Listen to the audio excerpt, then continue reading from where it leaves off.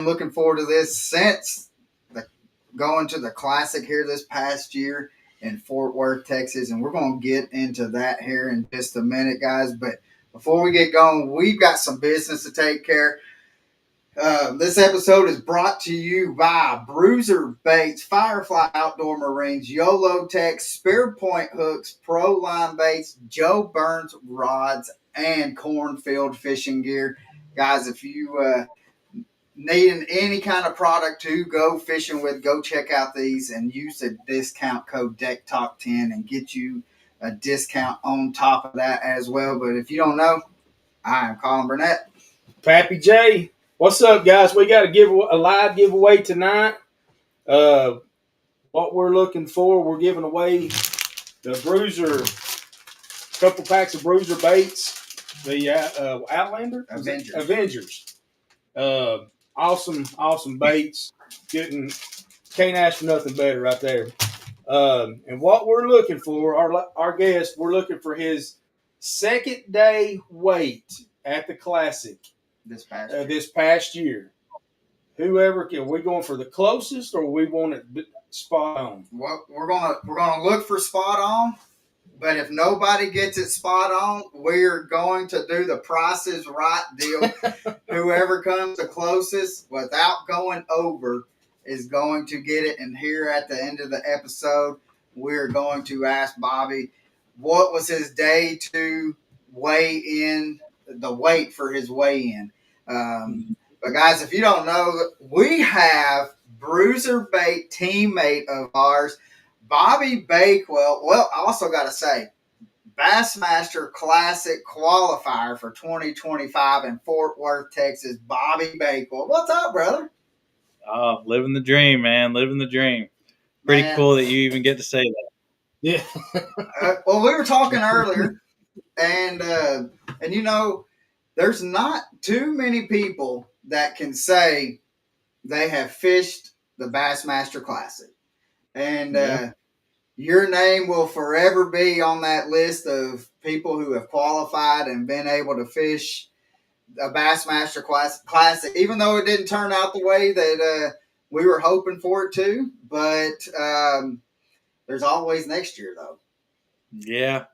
I tell you what, just once you go to one, you want to go back so bad. I have a couple buddies that actually told me that going in, and it really holds true. I need to get back to that stage. So that's why I'm trying to make it to the Elite Series to get there as much as possible. So you don't have to do what I did, like win an Open or get there through the nation where you got to go through a bunch of loopholes. Yeah, and that's one thing. Like I like how they have it to where you can qualify through other avenues besides the elites. But man, I tell you, that I could just imagine just being in y'all's shoes, just thinking like, man, I got to do this. I mean, especially if that's the only way that you can qualify is for you to win the nation or an Open. I mean, that has got to be stressful. Yeah. And fortunate for me, like that Open that I did win, like I went into it in third. I've come in second, like 5 big level events now, and it's if not 6, and it just luckily that one going into it, I went into it in third, and I was 2 pounds back on a place that a 2-pound fish is a good one or a big one. And I was trailing behind Will Davis, who's a good buddy of mine, and he is the man on that lake. So I figured I had no chance, and just went into it with an open mind and just to have fun. And I get a live camera in my boat, which I've always wanted, never been able to have. And so fortunate for me, I had no pressure on my shoulders. And then, I caught what I caught, which I started feeling the pressure a little bit because like midday, my camera guy started asking me like, man, what would it mean if for you to win this tournament, and qualify for the Classic? And I'm like, why are you asking me this? Yeah, he's hearing it in his ear. Yeah. The back of my head's like, man. And he's talking to me about this while I still have 2 pound and a halfers in my in my bag about midday, and I knew I needed 2 more 2-pounders just to get me there. And but he asked me that question like 2 or 3 times that day, and like updates and stuff like that. And I knew with how much they were asking me these questions that I was in contention. And then I caught 2 2-pounders right at the end of the day, and I was like, holy crap, I might have just done it. And I came in 10 minutes early, which I never come in 10 minutes early. But I mean, my smallest fish was a 2-pounder. And like I said, in that place, I ended up winning with just under 36 pounds. So you can imagine a 2-pounder is a big in there, which I was blessed with a 410 that day and big fish of the tournament. But I got to a point where I was like, I can't upgrade at this point. So I'm the only thing that could cost me doing better than I'm sitting right now, which was third, is me breaking down. So I came in early, and I saw a lady eliminated that. Yeah. So I saw a lady wearing Dakota eBear's jersey on a corner of a dock as I'm coming in, and I was talking to my camera guy. I'm like, my camera guy, not the live one I had in my boat. Man, I hate that I'm in this early, but I don't know what else to do. And this lady was like, congratulations. And I was like, what do you mean? Then all the emotions started hitting me. I started freaking out. I'm like, why is she saying this? And it kind of set in, and then it was chaotic for the next 24 hours just from then on. Yeah. Awesome.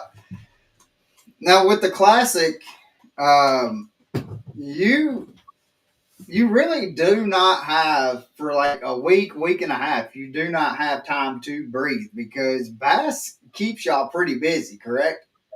Yeah. So we're there for a week and a half. I think it's 10 days. Right. We get 3 days of practice initially, and this year the weather was so terrible. We were just talking about that. The weather was so terrible those 3 days. The first day it was gusts to 60-mile-an-hour winds. The second day it was like 30-mile-an-hour winds. And the final day it was blue in the morning, then didn't blow. But and then it was really, really cool because Bass provides you a hotel room for up to 2 people. And so my dad stayed with me in the hotel all week. And so you check in that Monday. So then Monday you're kind of free. You just check-ins at noon, so you can check out of your Airbnb that you had for the past couple of days. Check in, kind of the boat yard's open. You actually, because we're in downtown Fort Worth, and the lake is an hour away. So you have your boat and truck in a boat yard, and they have a shuttle going back and forth between the hotel and the boat yard. And so that day is just kind of for you to get settled in to kind of your digs for the rest of the week. There was some guys that stayed in Airbnbs, but I saw a free hotel, and I was going to take advantage of it. So I ended up doing that. You didn't have to tell me twice on that one. I spend as little money as possible because I ain't got it. But yeah. So then that day's that, and then Tuesday, I can't remember what we did, but we did something. Something was on the docket, and then Wednesday we had our practice day, which was, it blew 40 again, our official practice day. And then Thursday's media day, so that day is just chaotic in general. And then the tournament starts. And it just, I was telling y'all, I really went into it trying to win the tournament, and I the extracurricular activities I was a part of, and of all of it, because I wasn't going to miss out on any of it. But I constantly kept in the back of my mind, what do I need to do to win this tournament? And it kind of made everything fly by even faster. And you're constantly doing things, so it makes everything just really happen in the blink of an eye. Rigging tackle and stuff was good luck, But it was really cool. It was really cool, and I wouldn't change the experience for the world. Yeah, I know. During the media day, because we done an interview with you and stuff, and I told you then, I didn't even know, I didn't realize that you were in it, to be honest with you. Mm-hmm. Yeah. And I was 2 boats down from you doing an interview with somebody, and I happened to I'm leaning up over the gunnel of their boat. They're sitting like at 11 o'clock to me, and I see you in the boat. And then I look, and I was like, "You gotta be kidding me!" And then I seen Bruiser Bates on the boat, and I said, "You got to be kidding!" Yeah.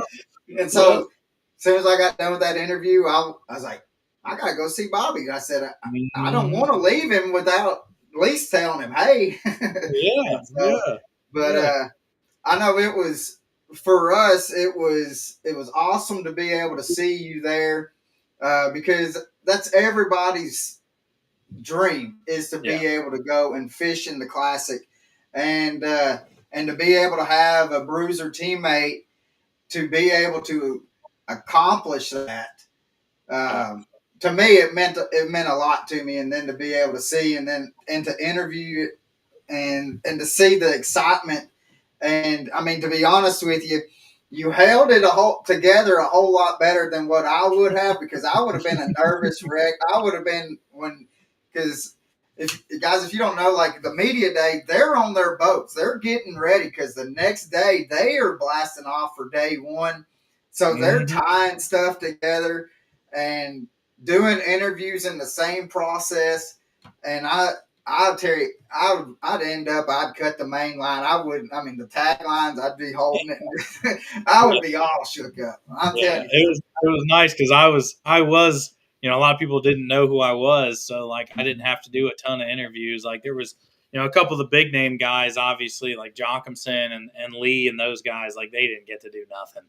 Yeah. Like they were all standing at the back of their boats, and that's why they've made a career out of it because they're personable and they have a fan base and whatnot. And my career's so much in its adolescence that I don't really have that. But I had Yeah. so many people like you were saying that like just from home that were like living their dream through me. So it was really cool just to be able Yeah. to like give them that. And I wish I could have had a better showing, but it is what it is. It is what it is. I Yeah. had 5 day and only landed 2 the first day and 3 the second day. Yeah. But I mean, uh, I know because my Facebook got hacked. I had access to my Facebook during media day, and then like at 9 o'clock on day one, my Facebook got hacked. I could not get into, and I didn't have Facebook for a month and a half, 2 months.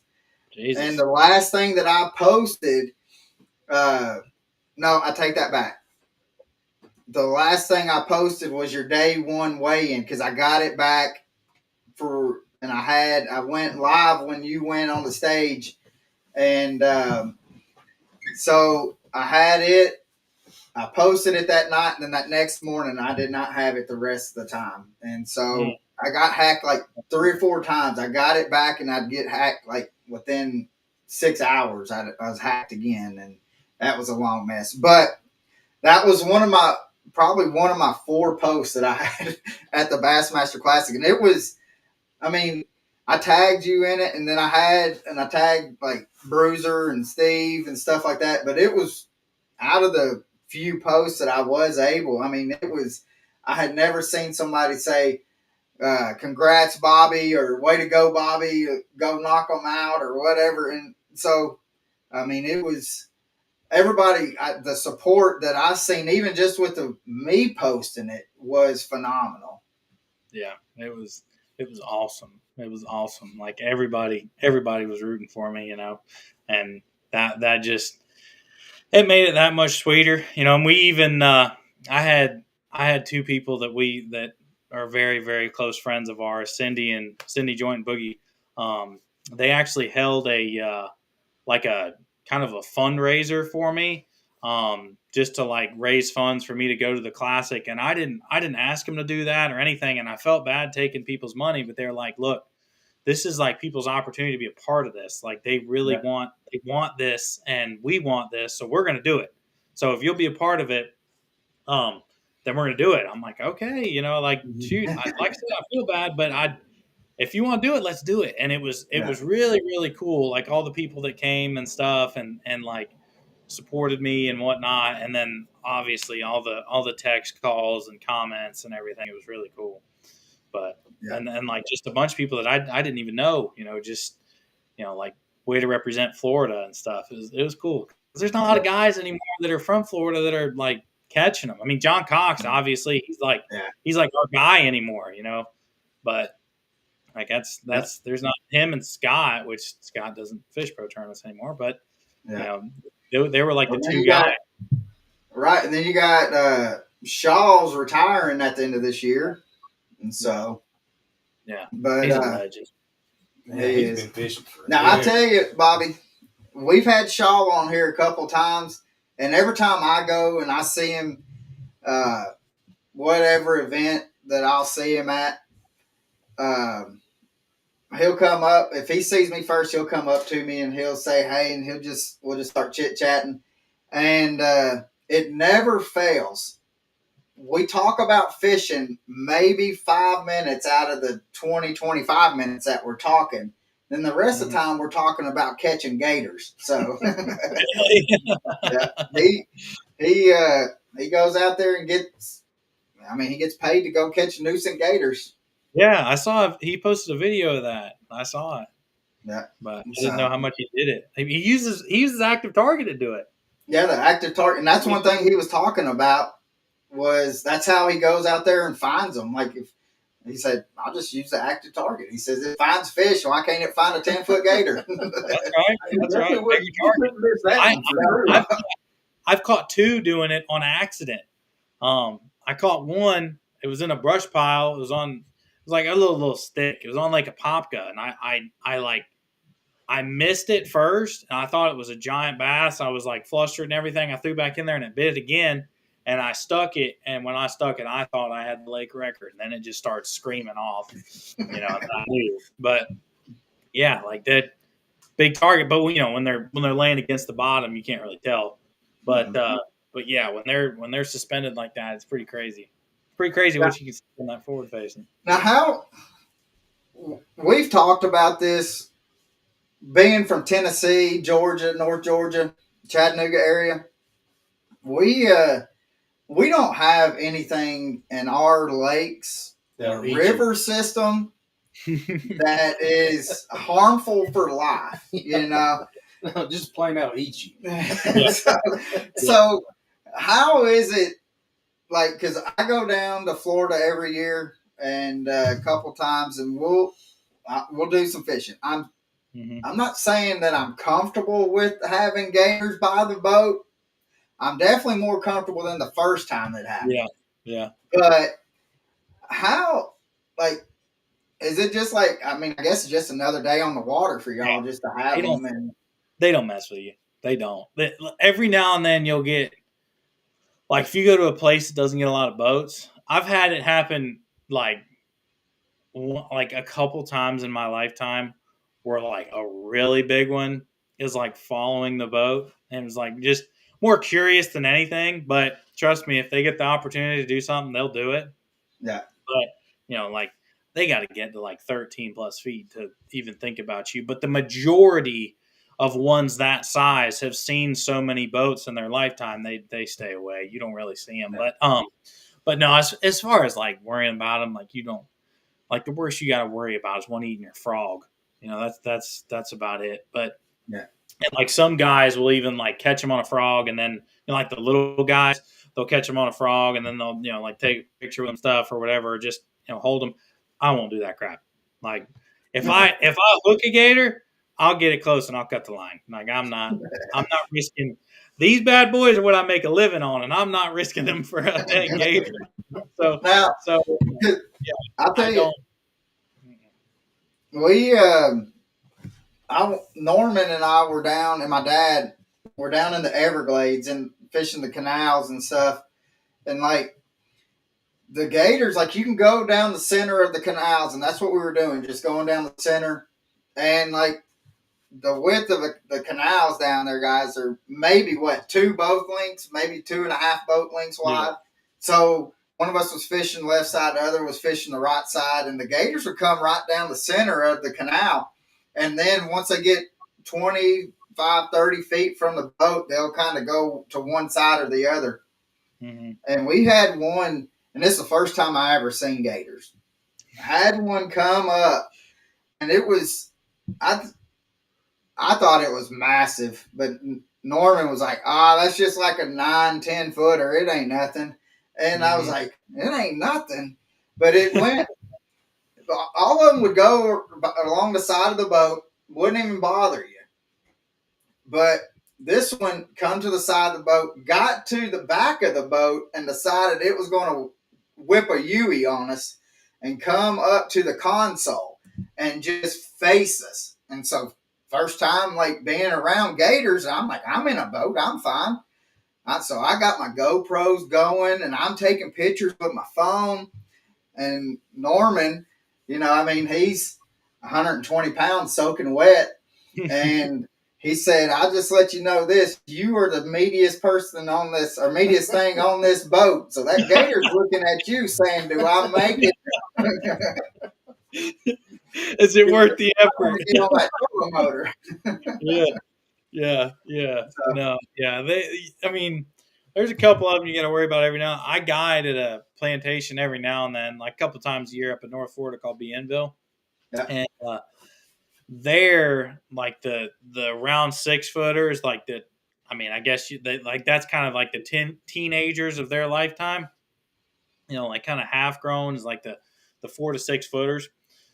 Those like will come right up to you and like just check you out and like be really interested in what you're throwing, like topwater eyes and stuff. If you are, they can be a pain. And but like before they learn like what you are and like learn to just like leave you alone, they can be pests. But Yeah. as far as like worrying about them doing anything, the only thing you got to worry about is if you're like close to the water on the bank or something, and like there's one in the area that wants to eat. He'll light you up if you think he can. Like people have to get dogs get eaten all the time when they Now, get have close. you ever had one steal a fish from you? No, I haven't, but I Lucky. have had my buddy Ron Riles, who's a guide on Bienville. They had like a 4-pounder right up next to the boat, and a gator came up and ate it, and they got pictures with it and everything. And that one was kind of it was a little too, it was too ballsy. That's when I would have lost my bowels. Yeah. Which I know people that's listening to this have heard this story as well. We were fishing down there with a good friend Neil Starks with fishing with the American's Finest. Mm-hmm. And so he took us down into we were down in the Everglades fishing the canals, and there was a grass line that came out maybe 10, 15 foot in this canal. And so we was just throwing the the 90s on the whopper ploppers, the smallest whopper plopper, throwing it along the grass line, and these peacock bass would just nail it. Mm-hmm. Well, I hung one, and I'm on the side where the grass is. Norman's on the outside, and so I hang one, and he throws one out farther past the line and was bringing. He hung one, so we doubled up, and we had this. I'd say 8 or 9 footer that was stayed with us pretty much the whole day, and every time the peacocks would splash the waters, here it come right up to the boat, and so I hung it, and so I'm trying not to let it get into the grass, so I'm fighting it, trying to get it out. Well, Norman's fish comes on the other side. Norman and I get kind of tangled up. I got it all on video. So we're crossing up, and I'm trying to hurry up and reel it in. And Neil's in the back of the boat saying, get it in. And here comes the gator just comes up, whoa, and he's like, he said, you're not supposed to let them eat it. I said, Tennessee, we don't have stuff that we got to worry about. Like having to worry about a shark. No, it was every bit of, I'd say, because I think the biggest peacock we caught that day was a little over 6. And I think, it was, I'd say maybe 4 to 5 pounds. It was a good sized peacock, but it it didn't last nothing with that gator. It was. Honestly, that one, considering he followed you for that long, he probably learned at that point if he does that. And that's what Neil said was that fish or that gator has been around boaters, knowing that the boaters will probably tend to throw the peacocks or whatever fish towards the gator, and he would eat the fish. And so I know some saltwater considered guys. Yeah, I know some saltwater guys that dolphins do that. They like all the wrecks and stuff they pull up on, like inshore and stuff. If you get a dolphin near you, they'll just repeatedly eat your stuff because they're trained. I used to love dolphins until my dad and I went out, I think it was Pensacola, and we were doing some mackerel fishing. I mean, we were 300 yards away from the shore, and we were catching mackerel. And I guarantee you, we had about 20, 25 that we caught. We got one to the boat because the daggone bottlenose dolphins kept on eating the thing. We'd get, all it'd come up would get was just the head, because where they just come and just chomp it. And I'm like, I hate them things. People don't realize, like, they are, everybody knows they're smart, but they don't realize how smart they are. And they know once you hook one, like there's guides that I know that I've heard of that, like, once they get 1-8 or 2-8, they just move. Like, they know you won't get them back. Yeah. So they just move on. But them dang dolphins are a nuisance when it comes to that stuff. So, real quick, Pappy, will you tell us what the giveaway? We got a Bruiser bait giveaway real quick to where we'll do it again. Yeah, we got 2 packs. One of the lily pad. Yep. And the Avenger. Yep. Knockout. No, the knockout. Why do I keep calling it Avenger for? I got Avengers on my mind is what it is. It is that. Okay. But the Bruiser base, and we have it's going to be a giveaway. And what the ones that's closest to or right on Bobby's second day total. His weigh in at the Classic. Yep. Then you will get these 2 packs. Yep. Right here, the Bruiser base. So good stuff. Good stuff. I see a couple of people has mentioned, but they're a hair off. Well, a little more than a hair. So I think they went. You talking about my hair? Yeah, your hair. Yeah. I think if they were looking, they were looking more or less at what his day 1 weigh in. If I'll say that. Day 2. His day 2 weigh in. But so Bobby, what was your feelings, or what was going through your mind day 1? Fishing's done, and you're behind the curtains.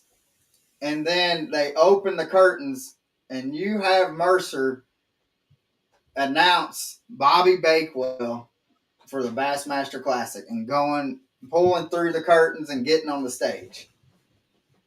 Yeah, so it was insane. Like I said, the whole Classic experience itself kind of flew by, but there was there was 2 things that was awesome about it. I mean, number 1 was like I said, I'm 26, and I went from being a high school angler to a co-angler to where I'm at now. And like, I've never been like someone that's been in the spotlight or, like had a lot of value and stuff. And like so the number 1 thing is, like, while you're at that event, like, you are treated like royalty if you're fishing in it, which was a whole different feeling for me. It was awesome. But and then the second thing was going through those curtains. Those curtains were crazy. Like, I was shaking before going through it. And my first day, I'll give a little spoiler, it was not that great. But I missed fish, and it was so frustrating because, like, I went to start on a tree that had some big ones on it, and Trey McKinney started on it, and so I wasn't, obviously wasn't going to pull up on one tree on Trey, and so I went into another pocket, and first bite of the day was a 6-pounder, and I set the hook on a jig and got it halfway to the boat and it come off. And it was I got to feel what it feels like to miss a big one in the classic, which is not something that I really wanted to. But like, oh my gosh, like I let out a little yell and I was like, okay, back to work. Gosh dang.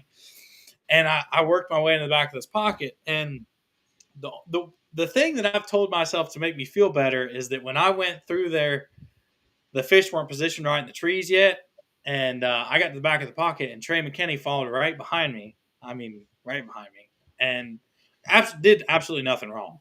But he followed in right behind me and proceeds to catch 25 pounds right behind me in the stuff that I just fished in the Bassmaster Classic. So, I mean, I was just so defeated, like that whole process. And you're sitting in the boatyard waiting for them to pull up to your boat with a Tundra and pull you through the arena. And it's just like, I was just sitting there so defeated. And then just trying to think about, like, it's a blessing just to be here. Don't think about it. It's a blessing just to be here.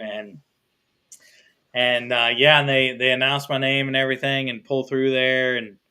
And it was really cool. And got to talk with Mercer on stage. I've always wanted to do that, of course, and definitely want to do that more in the future.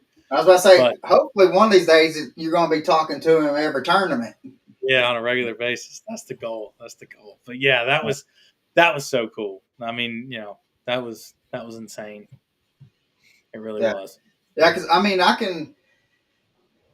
could have just imagined, like what I said earlier, like you handled yourself so well.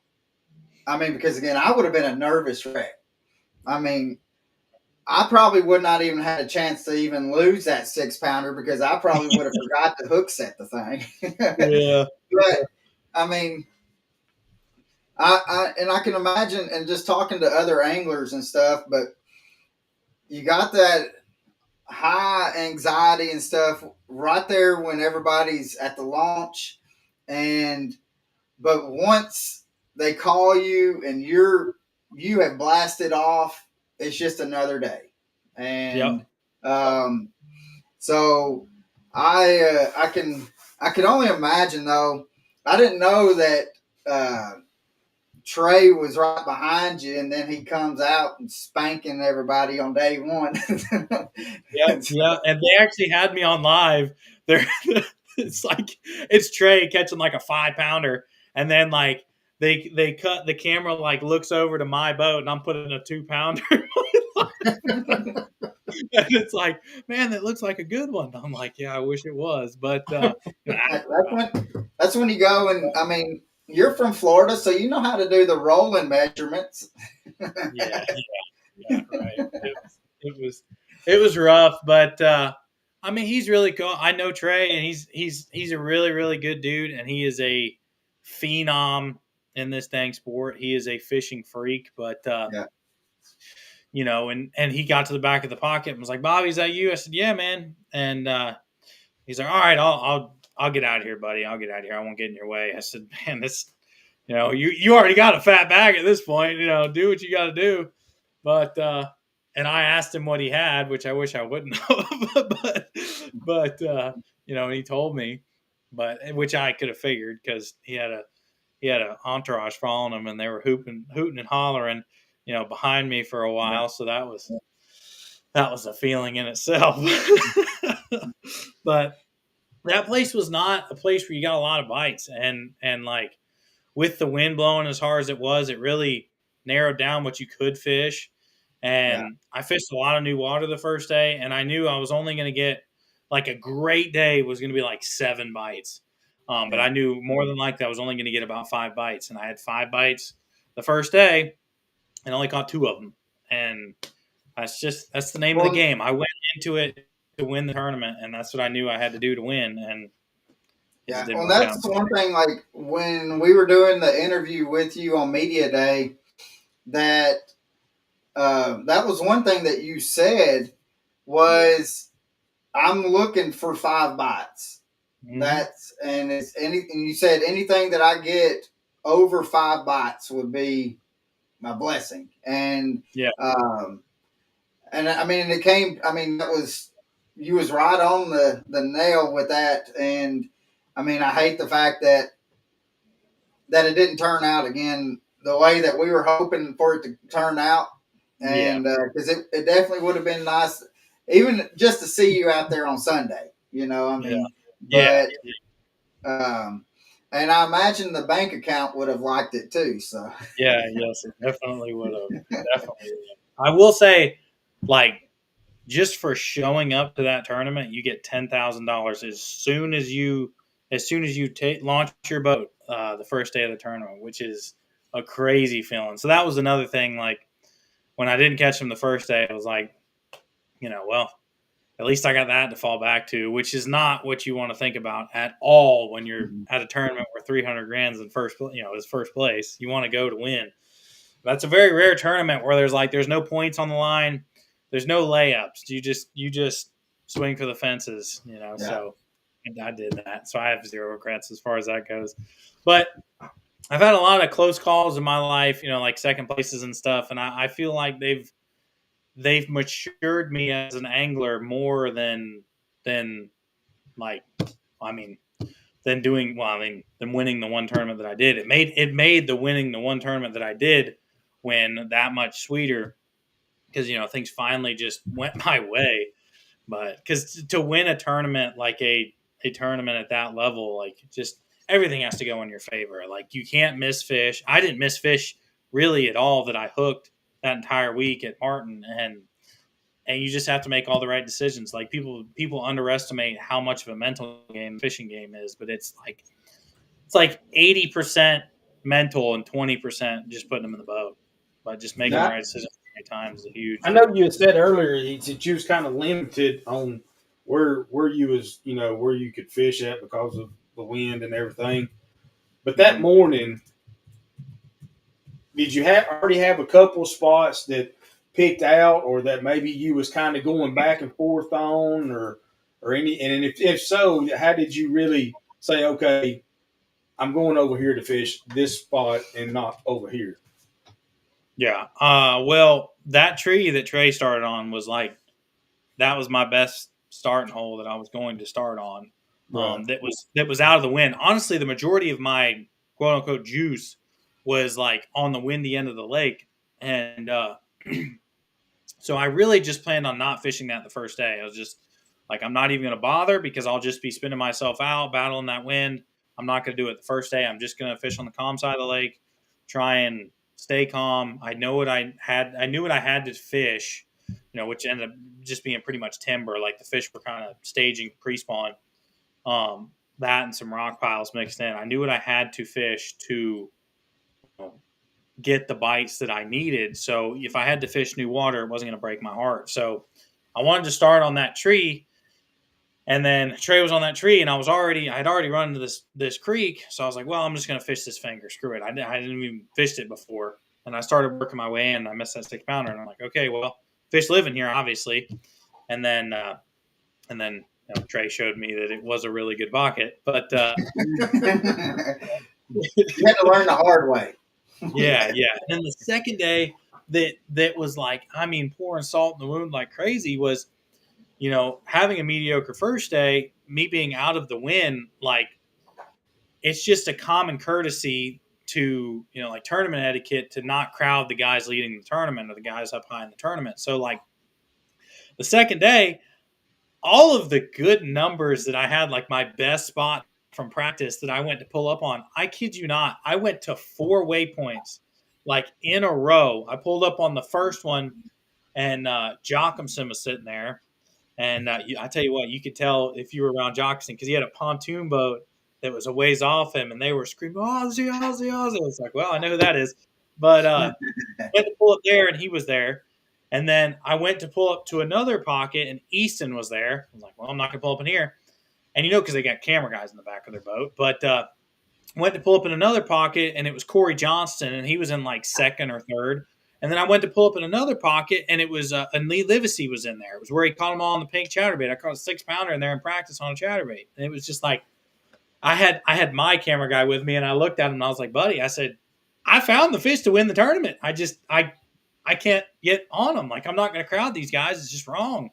So I did. I went up and I fished new water, but that was just defeating because it's like I did what I needed to do in practice. I didn't. I don't know if which Lee definitely hit the first day. The stuff that he was on the second day, because I actually just watched his YouTube video, so I know that. But I didn't even go there the first day because I thought it'd be blown out. But it was kind of hidden around a point, so getting there would have probably been gnarly. But once you got there, it was fine. But that was a very defeating feeling when I was like going from waypoint to waypoint, just seeing like the who's who in this tournament is sitting on all these spots. Yeah. Now, I mean, in a way that kind of makes you feel good because you're like, I found the right fish. Yeah, but in another way, you're like, this sucks. Yeah, exactly. I mean, it's like the best and worst of both worlds. But yeah. Now, what kind of jigs are you throwing? My dad's Bakewell Custom Jigs. He makes jigs. It started like just kind of from the ground up. I started fishing in high school and I was throwing swim jigs on like semi chain and stuff. And we fish for snook inshore, which is a saltwater fish. And he ties like 1.5 to 2 ounce bucktails. And I was selling these swim jigs. He's like, man, I could make that. And so he got a do it mold and just started pouring them and stuff. And I said, if you want to make it, I don't care. I was, 13 or 14 at the time. I don't have to pay for them at the end of the day. So shoot, if you want to do it, do it as long as they, so he did it that way and he started making some. And then like kind of the word started getting out that I was catching fish on it. We were catching fish on it. And, a couple of my buddies started throwing them and stuff. And then people started buying them. And then, at that time it was B&B jigs, which was like Bobby and Bobby. Because his name's Bob and Bobby, but and then it kind of died down a little bit. He had a lot going on with work and stuff, and it's a big commitment, to start a bait company from the ground up, and he didn't really have the money. And then fortunately we had a gentleman that's like a very, very good friend of ours that stepped in to help out, and kind of we rebranded to Bakewell Custom Jigs, and I've been pushing them a lot, and yeah, he's now he's up to. It started with just a swim jig, but now he's got his swim jig, of course, and we're working on a flipping jig. I've already caught some big uns on it, but we're just working on getting it to where we could get it on a readily basis. And he's got spinner baits. He's got 3/4 ounce Arky jigs. And then I also we're working on a 1/2 ounce Arky jig as well, and he's got a finesse jig. So it's really like kind of. He's got a good bit now. I actually just got him I don't know if I should say that yet, but I just got him a 1,000 jig order in the past month or so. So I got him busy now. So he gets home from work running. Get to work. He got to tie jigs. Yeah. Which I started out just tying jigs just for myself because I got tired of going out spending $10 here, $10 there, and then after a while, I mean, it adds up. And then I got to looking at it, and I was like, man, I could make this for a fraction of what it would cost me. And so I started, and then I got them, which I made a lot of just the finesse jigs just because we use a lot of the micro jigs and stuff like that for nickajack. And I had them in a couple of tackle shops and stuff, and then it just got to where with my YouTube channel, the podcast, and doing everything, all the other obligations and stuff that I had, dang. Michelle said 26.9. He wished he had 26.9. He wished. He says, I'm watching, not tying. LOL, your dad did. So, I just kind of just stopped doing it and just whatever I need. If I got buddies that need some jigs, and I'm fixing to show old Pappy here how to tie them up, paint them, and dip them, and bake them, and Yeah, It's a a process. It is a process. It's a process. Well, I'm kind of old school. I know how to fish them, and that's all I want to do. Yeah. I've had people around me my whole life that's made jigs and spinner baits, but I'm just like, I'll let y'all do the dirty work. I just want to fish them. That's where I'm at. That's where I'm at. But I will say he's got some pretty mean jigs. I really like how he got his jigs. They're pretty good. Yeah. That's where I'm at with my dad. I'm like, look, I'll throw them and I'll promote them. I'll tell you what's good and what ain't. But I'm not gonna sit there and talk. And then you tell him, you see this tray, it needs to stay full. That's right. I actually I gotta, like I said, I'm gonna be gone for 2 months up north. So I told him, I said, I am gonna need some stuff. But yeah. All right. Well, that happened pretty quick, didn't it? Yeah, that was. So I don't know if Google was part of that one, but whatever. I mean, but I want to talk with being in Florida and being in the that's funny. Because Florida is known for big bass, and Texas also. But what has been with you traveling all over? What has been the biggest thing that you've learned or had to learn with going from fishing down in Florida to like maybe fishing river systems like the Tennessee River, then going to you're just talking about Clark's Hill with the Highland reservoirs and stuff like that. What has been the biggest thing that you've had to learn in your career so far? That's a great question. People don't realize it. Like the majority of the country fishes very similar, other than like Florida and like maybe like California and stuff because they're shallow as well. But like deep water here is like 10 feet of water, and I'm not exaggerating. Like that's literally fishing deep here, and that's shallow. Like anywhere you leave this, once you leave the state of Florida, that's shallow. So the biggest learning curve has been that deep water, like deep water stuff, like the 30 and beyond, like especially Clark's Hill and stuff like that, like the ditch fishing, throwing a minnow. It's a pain. Luckily for me, I do have forward facing sonar, so it cuts into a lot of it like cuts the learning curve down a little bit, which it's still hard to learn, but that definitely helps me a lot. But probably the hardest one for me was definitely like the spotted bass fisheries. The smallmouth, it's not, knock on wood, I'm fixing to go fish for some, but it's usually not quite as hard because they bite. Like smallmouth are just mean. Like you throw it. We went to St. Clair last year. I can't tell you how many of them I had. Literally, I would see them throw my drop shot over there, and they would come up and eat my weight, and I'd have to pull it away from them. It would come back. It would drop back down to the bottom. They'd go down, and they'd eat my bait, and I'd catch them.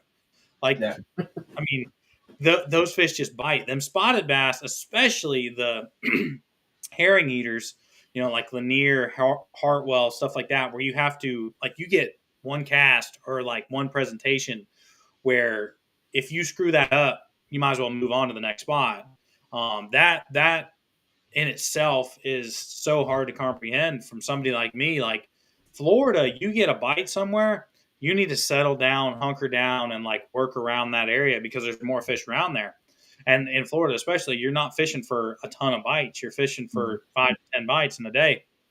And that is like the total opposite. The majority of the rest of the country, like you need to cover a lot of water. And that in itself was a huge learning curve for me, was like just covering a ton of water. I'm used to, like I said, hunkering down in an area. Yeah. And that's, in the majority of cases, once you leave the state of Florida, not what you need to be doing. Right. Now how, like, because I'm still learning Florida fishing. I mean, because again, it is different because everywhere you put your boat in, and all you got to do is turn your head left or right, and it looks like there should be a 10-pounder right there. Everything Mm-hmm. looks perfect. Like this, Yep. it's going to hold a fish right there. But you also have that, and then you have like Okeechobee and stuff, and all the lakes that have the grass and stuff in it. That these grass mats may be on the north side here today, but tomorrow may be on the south side or whatever. They Mm-hmm. move so often. Like, so Yep. how is it? How do you go about trying to Yep. find fish when it's like that? Yeah. So that is another thing that's totally different about Florida. So, everywhere outside the country, like other than grass fisheries and stuff like that, even like Chickamauga or Tennessee River fisheries, like they don't, which this is in the past, I could be wrong on this, but they don't usually spray the grass. The grass dies off because y'all do get cold weather, but they usually come back in the same places. So it's pretty predictable. But like other than that, other than grass fisheries, it's like points and rocks and brush piles. Like Yeah. they're on the same points, the same rocks, and the same brush piles every single year at the same time every year. Here, we might be catching them out of a hydrilla bed that in a month is gone because they spray it all. Like you literally, you have to find new fish all the time. So about the only thing that plays, I mean, don't get me wrong, there's some brush piles that do play, on a regular basis, as far as timing wise each year goes.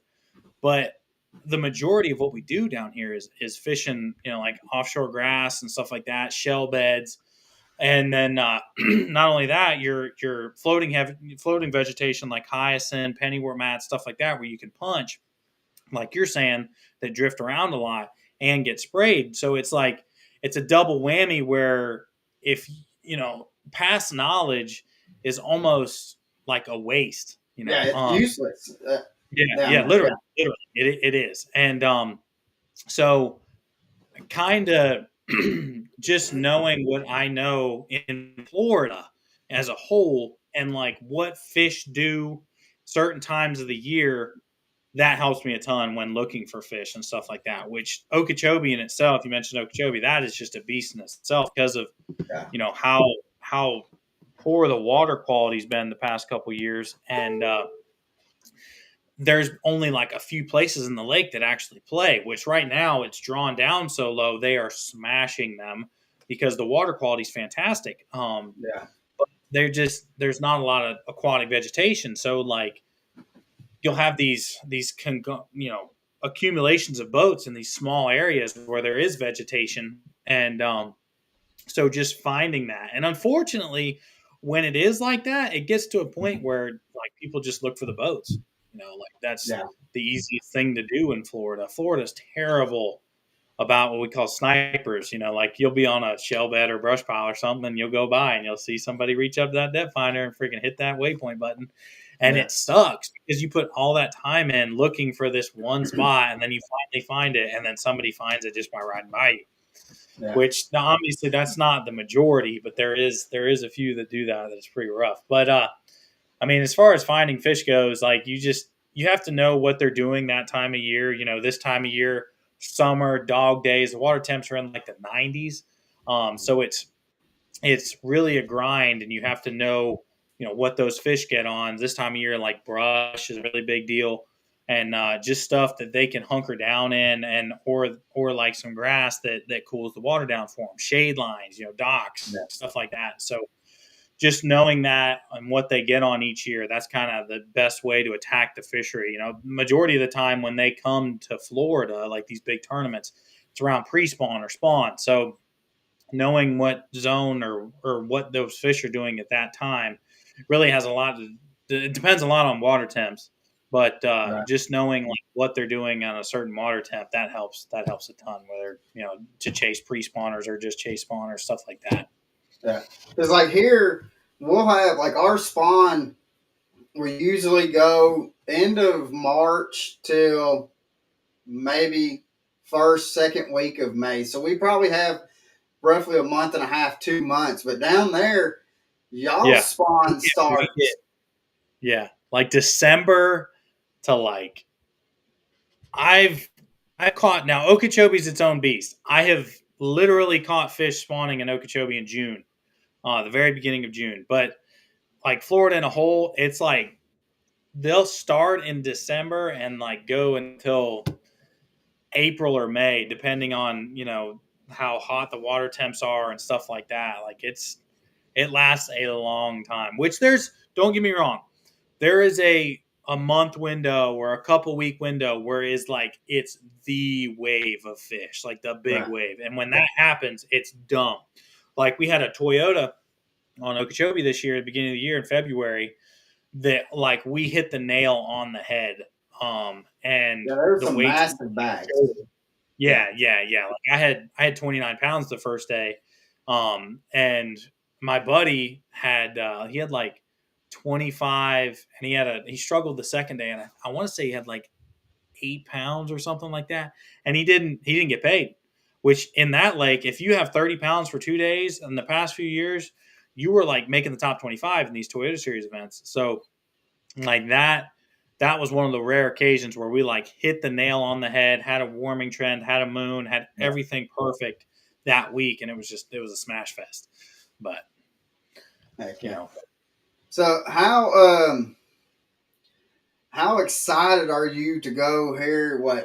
In about 3 weeks to be going up north and going after some footballs?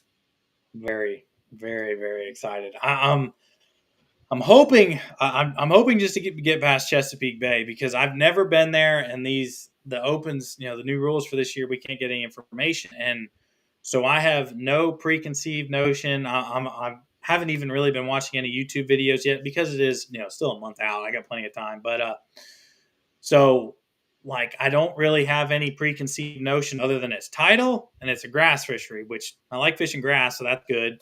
Yeah. But tide is still not. I'm not very, very familiar with it. I did fish an invitational on the Potomac River, and I did fish the James as a co, but just that tide can be fickle. You get into a bad rotation, and it's really, really hard to get back into a good one. So I'm hoping just to survive that one and then go into the St. Lawrence, and then from then on, it's just going to be a fun time. Yeah, I couldn't imagine. I mean, them smallmouths up there are just built totally different. Yeah. I mean, we've got some decent smallmouths here, but ours are like torpedoes.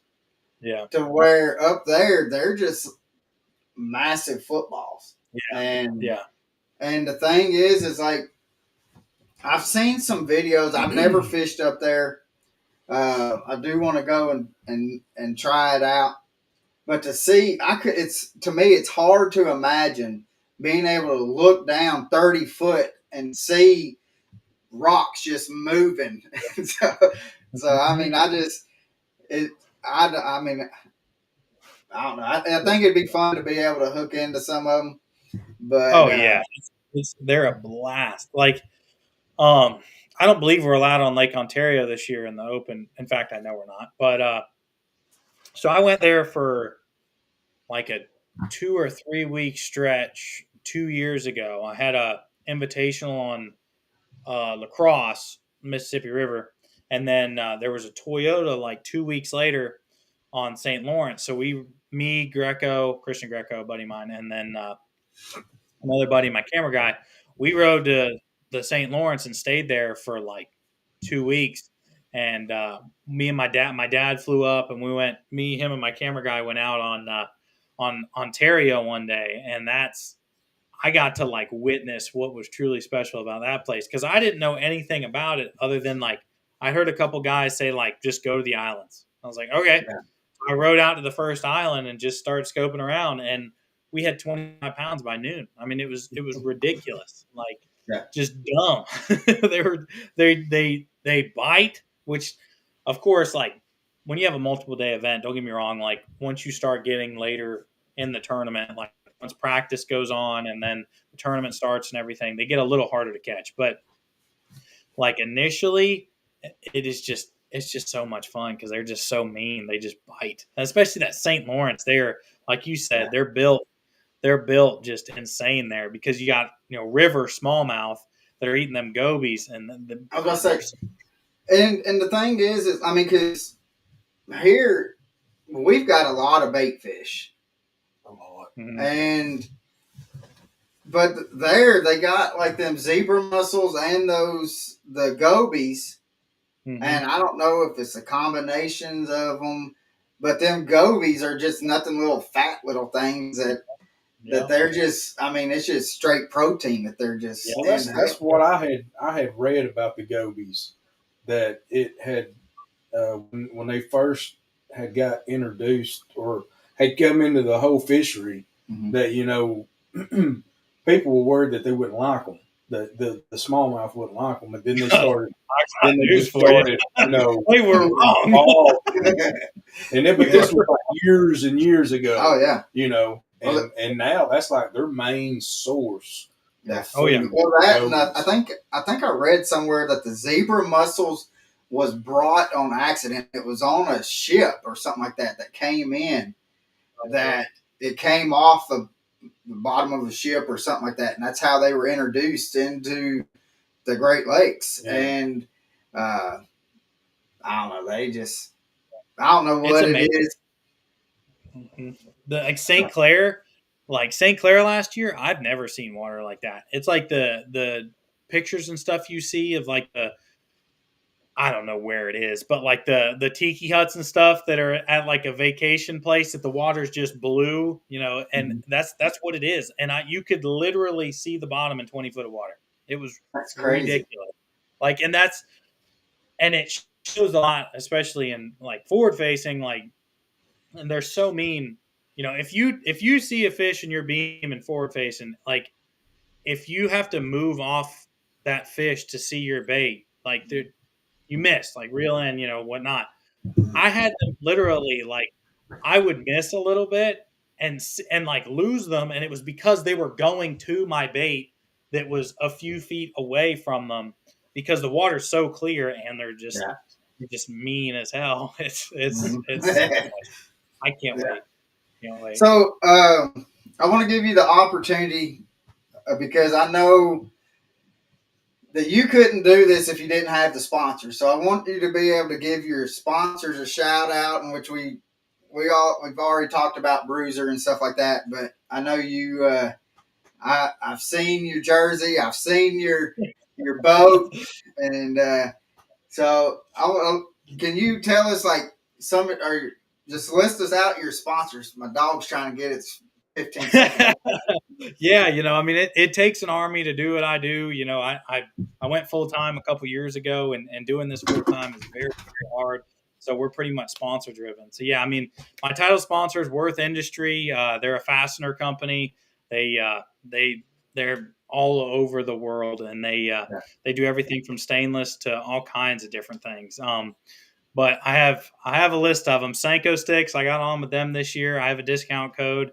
I believe it's code Bakewell. You get a discount on them. They're American made, and he makes them. And he makes a bunch of customs down in South Florida. But Yozuri, I've been with them forever. And you said Bruiser. I've been with them forever. 44 Tackle. They're a bait shop in Florida, but they also have an online store. And I have a plethora of them. They've blown up here the past 2 years. They have Yeah. really blown up. Which one? 44 Tackle. 44, yeah. Chris is my guy. Yeah, especially Tyler. Tyler has done a lot for him, Tyler Williams. But Yeah. I don't know why, but I have a bunch of people confusing me and Tyler, like at the Classic and stuff. They were thinking I was the jig boy and stuff, and I'm like, look, all right, I get it. He's a couple boats down. Yeah. I'm like, I'm a bigger guy and I'm wearing a 44 hat. I get it, but I'm not Tyler. But yeah, I mean, I got a bunch of them and a few buddies and stuff like that. And I guarantee you, your boat is a whole lot cleaner than Tyler's.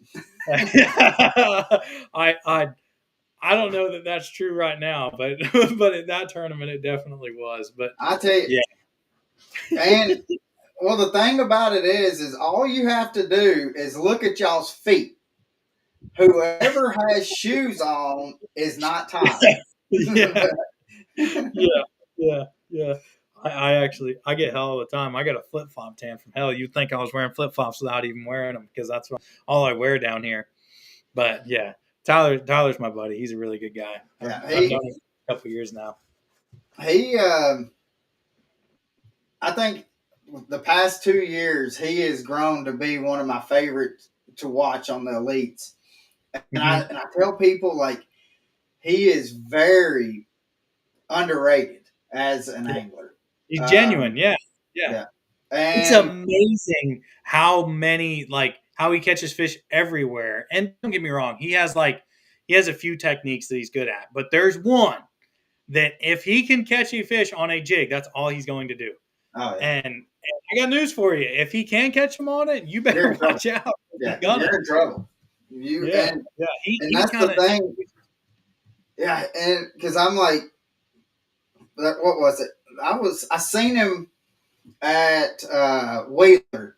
I went and done some media work with Bass at Wheeler, and I tell you, it was the cleanest that I've ever seen his boat.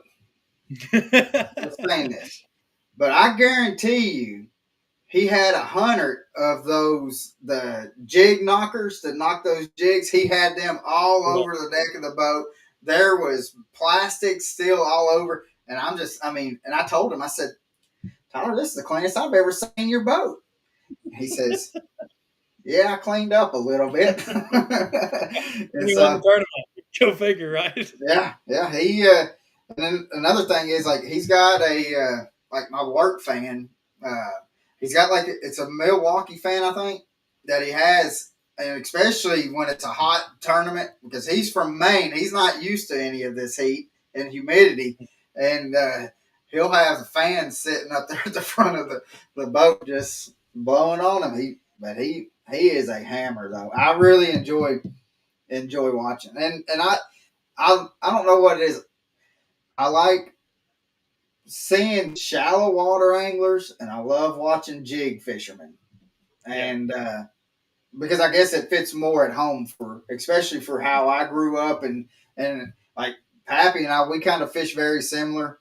If it's 12 feet and shallower, that's where we prefer to be. Everybody else can have anything from 13 on. So same usually, but unfortunately, I gotta broaden my horizons a lot. So do we. Yeah. The caliber of angler anymore is it's just insane, especially like in these opens and stuff. Like it blows my mind. Like, I mean, last year I almost made the elites, and the guys that I was like neck and neck with, like shoot, Tucker and Paul have both won an Elite Series event, and Loberg almost just won one on 10 Killer. It's like the caliber of angler that's coming up through the ranks nowadays, like how good you have to be to make it to the elites is insane. Like you have to live, eat, and breathe fishing just to be able to have a chance to make it to the elites. So and that's the thing. Like even I tell people all the time, like I don't know if I've ever seen like the past 3 years, rookie class has blown rookie classes out of the water. And I mean, and there's been some good rookie classes, but the last 3, I mean, I would not want to face them just because they're so stout. And it doesn't matter. People say, well, it's all because of forward facing sonar.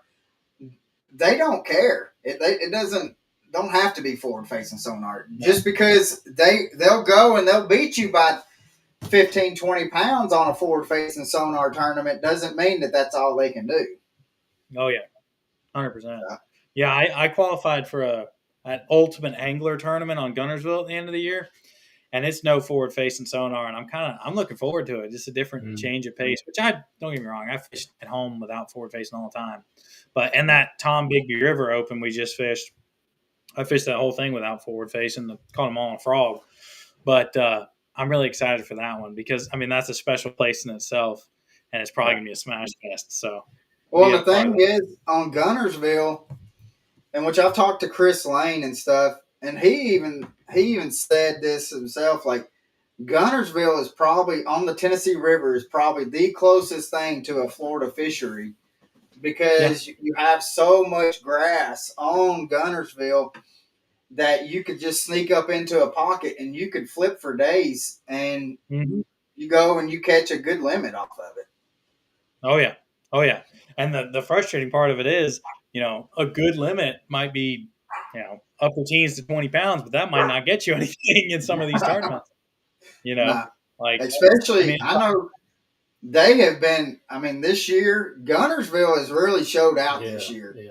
and oh god, and with us, we're 40, 45 minutes away from Gunnersville. Mm-hmm. And so we're kind of in a prime location, I guess you say, Bobby, because we got 30 minutes away from us. We can be on Chickamauga.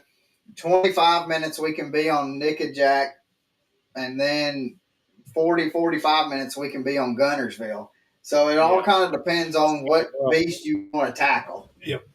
You got the best of every So, world. That's like a lot of the stud anglers that are coming out nowadays are like guys like that are TVA guys, because you can do everything. Like you can fish yeah, ditches with a minnow, pre-spawn stuff like that. You can you get the river aspect of it where you crank ledges and stuff like that. Then you get the grass aspect of it where you can fish shallow grass. Like it just yeah, produces a phenomenal angler. That's why it's like coming out of Florida, it's hard because you're really one-sided. So you have to yeah. broaden your horizons as you go. We have a question asked that says, Bobby, what is your biggest bass you've ever caught? 1157. I think I've caught two Now, was 1157. that in Florida? Yeah, yeah. I actually caught it this year, but I've caught 3 or 4 11-pounders, but I think two of them, if I'm not mistaken, both I've caught two that were 1157 on the dot. Oh wow! But Man, yeah, I I'd caught one say this that year. scale's rigged. It won't go no higher. It's a catch commander. I mean, it weighs pretty accurate, but yeah, Yeah. I caught one this year, and it was a freak. It was so awesome. But Now, I what's just your called. biggest fish out of Florida? Oh man, that's a good question. I've never caught a 10 out of Florida, that's for sure. I don't think I've caught a 9 out of Florida. I caught practicing for that Ray Roberts tournament. I caught one that was right under 9 pounds on the Missouri jerkbait, and that might be. I'm pretty positive that's the biggest one I ever caught, because I haven't caught. I mean, I've caught some fish up to like 7 pounds, but I haven't caught many that were like 8+ out of Yeah. the state of Florida. Well, see, I went to Florida. I never had caught a 10-pounder. Never, no double digits. I've been knocking at the door. And so I went down there thinking, I'm going to Florida, so I'm catching me a double digit. Mm-hmm.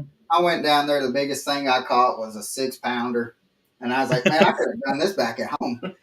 So I came back home, and I think it was like 2 weeks after I got back, I went and I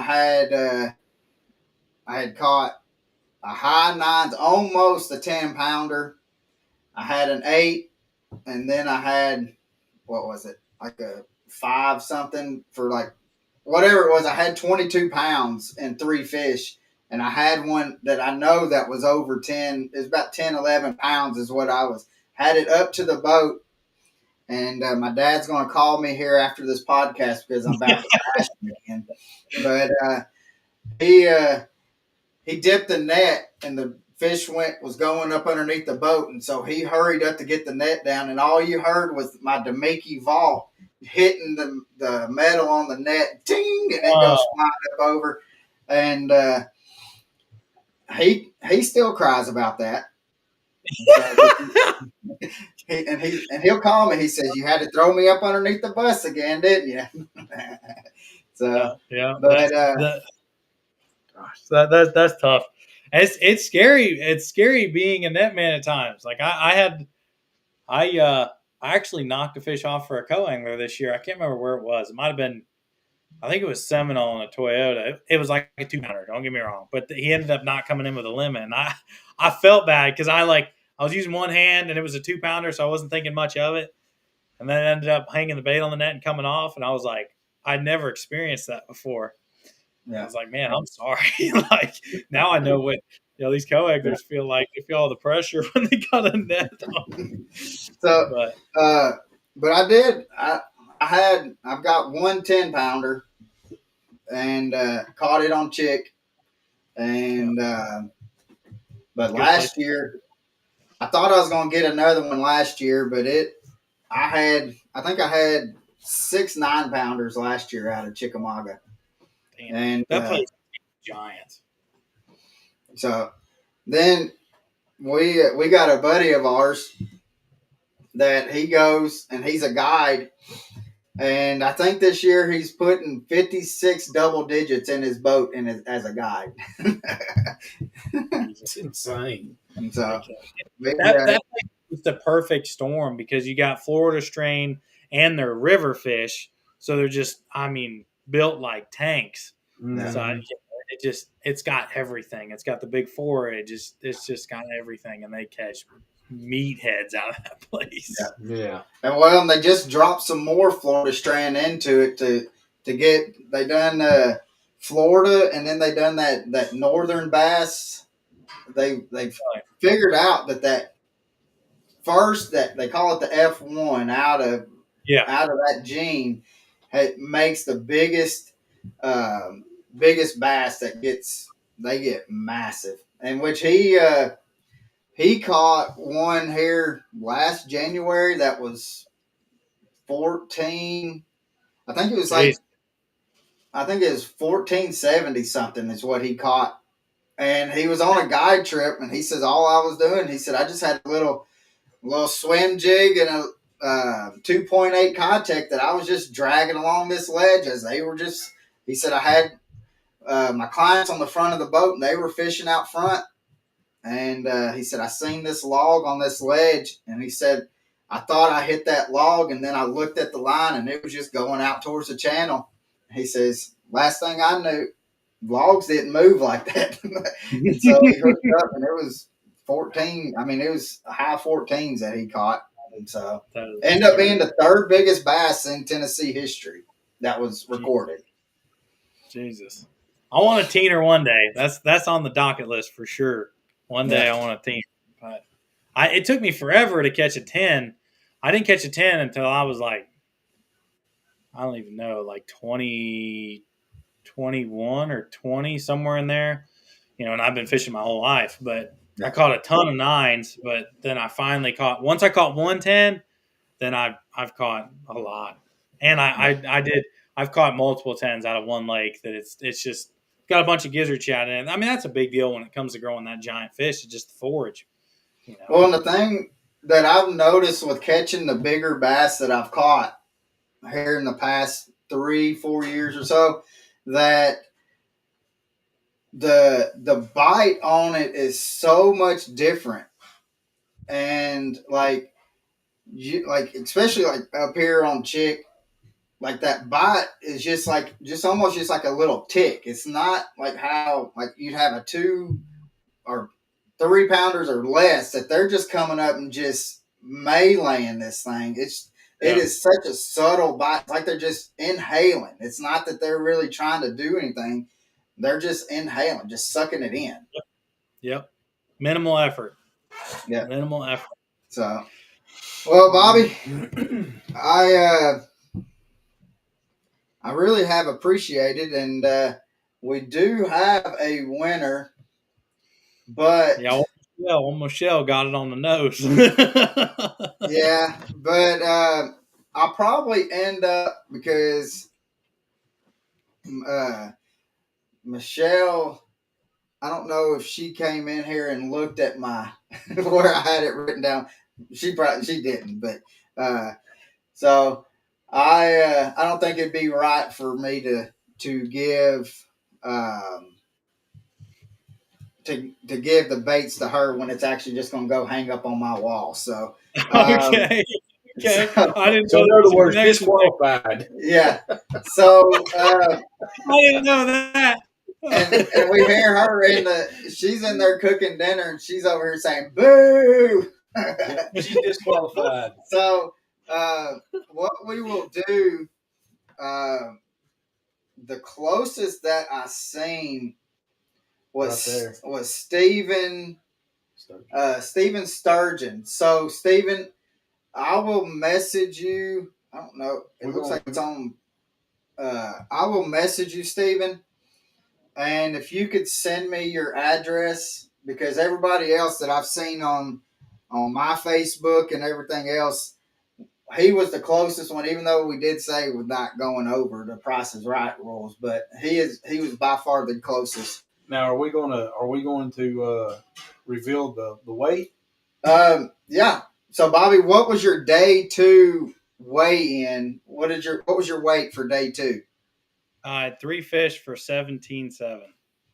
17. I mean, I would have said 1 fish, but I mean, kudos. That would have made classic headlines. They would have called BS on that quick. Bobby would have loved to have that big fish check too. So I had 5 bites that day too, and only caught 3 of them. They weighed 17.7. I was fishing for big ones. So, but Bobby, man, thank you so much for coming on, and I will see you. And Pappy may be down. He's going to be in Tampa during ICAST, and he's going to try to slip away to ICAST. But okay. I will definitely. What booth are you going to be at, or do you have to be at a booth? I don't have any obligations, but I'm definitely going to be at Yo-Zuri a lot. I'm fishing the ICAST Cup for Yo-Zuri with my dad, but yeah, I'll be around them, and then probably swing by Power Pole some and Spro and Gamakatsu as well. Just to say hi to the guys, but I'll be around there. And other than that, just kind of mingling with a bunch of buddies and stuff from the fishing industry. Heck yeah! So I'll be around. You can't miss me. I'm a big old target. I'll definitely will find you, and we'll do a video or something like that, and we'll have fun. Maybe go grab a bite to eat, and so because I know once you get down there, it just goes crazy with people trying to pull you every which way, and so. But we definitely want to wish you the best here on your travels, safe travels up north, and especially in those tournaments. I would love to see you get up there and be able to go and hammer out some EQs, and I hopefully you can pull out the dub so you can get to Knoxville, because if you thought Fort Worth was something. When you have over 15,000 people at day 1 weigh-in, because everything's so close in Knoxville, you're going to have weigh-in, the expo, and then the arena. It's all like in walking. So you can park and walk the whole thing. So here 3 years ago, I think there was over 15,000 people that was at day 1 day 1 launch. Goodness. It's funny. It sounds crazy to even think about, but now that I've already made it to 1, it doesn't sound so crazy. Nah. Well, we just keep on seeing you out there. I mean, that's all I want to do. And so maybe one of these days we'll see you there, and you get to hold up that Ray Scott trophy. That would be even better. Oh my gosh, dude! I think it would look great right next to that blue trophy right behind you. Yeah. It's getting dark in here now. I should turn a light on, but yeah. So, but guys, thank you for coming on, and appreciate you having me, man. Yeah, absolutely. Yeah, and so Steven, if you will send me a message, that would probably be easier because I got so much stuff going on. If you will send me a message and then send me your address, and we will get these out to you here in the next day or so, and hopefully you will enjoy these Bruiser baits, because we sure enough do. We've caught a bunch of fish, especially with the Avengers and the big sticks. And I know one thing, I don't know about you, Bobby, but I'm looking to throw this 19-inch snake that Steve sent. Yeah, he's been posting about. Yeah.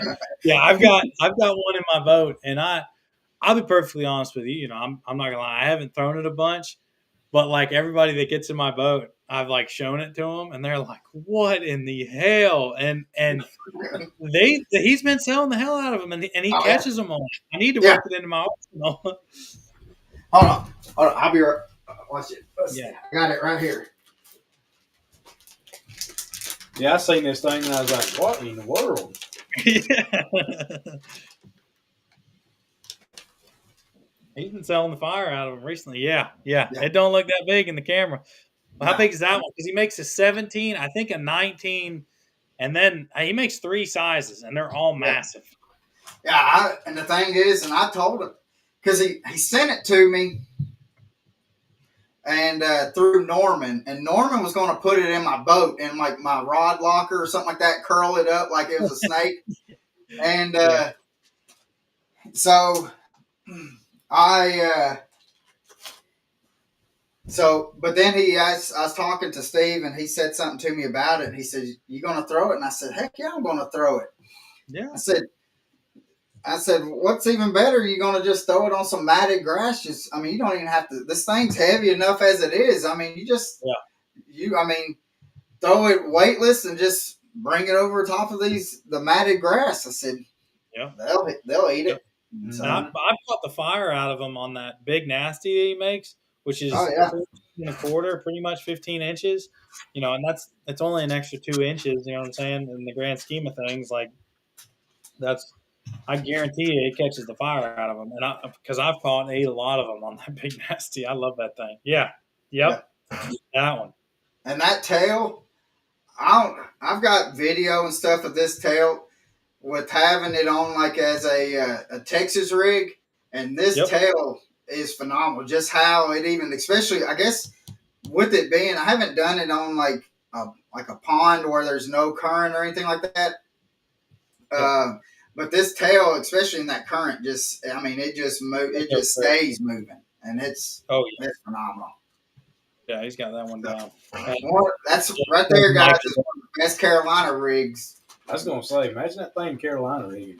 Oh man, you smoke them on from Carolina. It's a bad dude. But I've caught big ones on them damn things. We're going to get. I think I got 2 of these, and old Pappy and I, we're going to go out and we're going to do a challenge, just throwing it one day, just see who can be the first one to catch one, or we're going to do the biggest fish. If he catches one before me, it's going to be the biggest fish. It ain't going to be no challenge. It ain't going to be a challenge. It's already over with. Steve told me he's caught some like 2-pounders on that dang thing, which is crazy. Yeah. Well, I say that surprisingly, but it don't, because I've caught on the big nasty, man. I've caught 1-pounders just choke that thing, and I'm like, how in the world are you even thinking? Yeah, like, it literally the thing's longer than you are. Why are you even? Yep. So, well, Bobby, man, we deeply appreciate it. Absolutely. And I really want to. I mean, I hope that you realize, man, what it meant for you to be at the Classic, and to see you out there and to see you come through those curtains. I mean, I was really proud for you. It really meant a lot to me, and I just hope to see you here on the elites here pretty soon. And I know just the hard work that you put in, that it's bound to happen. It's you might have to sharpen them elbows a little bit more to kind of get past some of these guys, but there's some killers out there, I'm telling you. Yeah. So, but guys, hey, I put the links. What are your social media? Because I just put your Facebook link. So I have Facebook, Instagram, and YouTube. Okay. And they're all just Bobby Bakewell Fishing. So what I'll do, guys, is I will put his Instagram and YouTube on there. I already got the Facebook link on. And so make sure you go check him out. Follow him. I mean, because he's got some killer stuff that he does. And root him on. So, but guys, thank you again for watching, sticking with us for, for an hour and a half. And I told you we were going to go down some rabbit holes, and we tried to come back and talk a little bit more about some Classic, because I think that experience is something else that each person it's always a little different with each guy that we've had on. And but Bobby, again, man, you are the man, and I can't say enough about you, brother. So see you here in about 2 weeks, brother. That sounds good, buddy. I'm looking forward Good to it. look out there. All right, see y'all guys. Thanks. See you, man. See ya.